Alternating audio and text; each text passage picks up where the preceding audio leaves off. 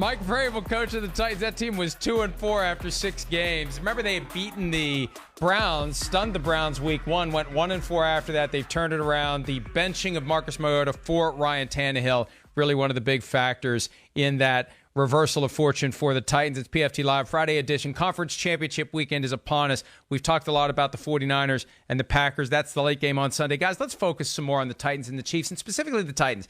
And the specific angle I want to take here, because it's been all about Derrick Henry. And if they win on Sunday, it'll be the first time since 2005 that the rushing champion is in the Super Bowl. Remember back in August or so when Jerry Jones said you don't need to have the rushing leader to get to the Super Bowl? Well, if the Titans get there, it's because they had the rushing leader. But let's say the Chiefs take away Derrick Henry.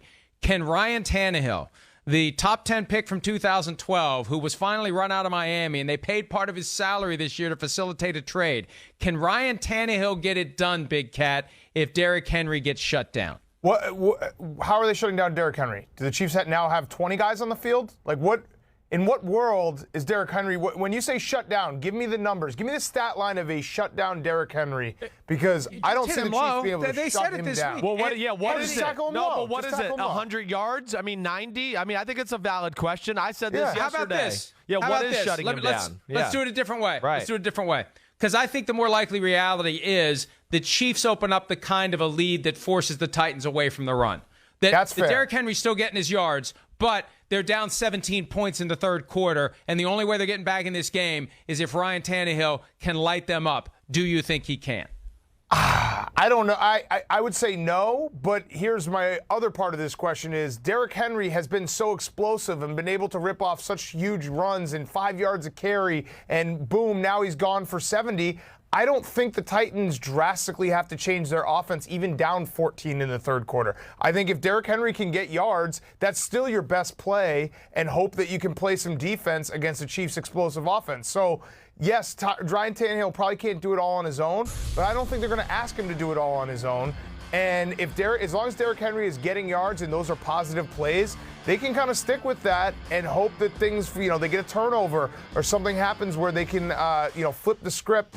And the Titans, what they have done, Mike, they have been at a historic level right now with red zone offense and finishing drives. And if they're able to keep that, they'll be in this game, because that's what they do. They don't kick field goals. They literally do not kick field goals. They get 7 points when they're driving the football. So they'll be able to stay in the game if they can just keep that historic run, which you might say, hey, that's probably not going to keep up because it is historic, going. And Ryan Tannehill is never going to be asked to do too much.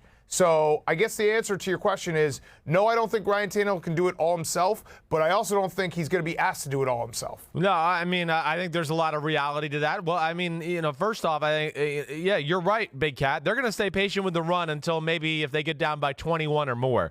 Then they got to abandon it. But I think it's a real question. I mean, really, yes, Kansas City's run defense is good. What is stopping Derrick Henry? What is it? Is it just keeping him to 100? That's what I kind of argue right now. Like, he's going to get 100. You just don't want him to get to 180 and 190 like we've seen over the last few weeks. That's when you know you're in trouble. I think you can deal with, hey, let's talk about the Saints and the Houston Texans towards the end of the year when they went into Tennessee. They held Derrick Henry to like 90-something yards. That's a win. 23, 24 carries, 90 yards. Can Kansas City do that? I don't know. They've shown to be really awesome in run defense towards the end of the year. They got a lot of big people, as we know. But this Tannehill thing is crazy. First off, I mean, it reminds me almost of like Trent Dilfer in 2000 with the Ravens, right? He just has to make like a few throws every game. But, I think the stats are a little skewed a little bit where the Titans just do what they got to do to win. And he's had important throws in both games. I mean, hey, the touchdown pass against the Patriots, the little post route to Ferkser down the middle. Of course, last week, 2 touchdown passes, both very aggressive.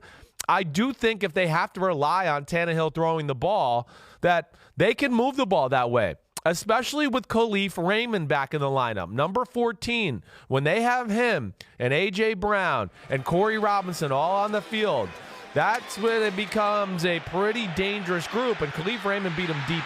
We saw last week against the Ravens. He did it against the Chiefs. So I do think Tannehill showed me enough that, again, I don't think he's going to throw for 400 yards or something like that, but he can move the ball down the field when he has to, and they're put in that corner as a football team. It's amazing when you look at his performance so far in the postseason. 8 for 15 against the Patriots for 72 yards, 7 for 14 against the Ravens for 88 yards. I mean, that's like a half of a normal game. 2 full games for Ryan Tannehill. Quarter for Patrick Mahomes. It's amazing. It's amazing when you compare the two. Hi, I'm Mike Tirico, and thanks for watching. Make sure to hit subscribe for the latest news and highlights from NBC Sports.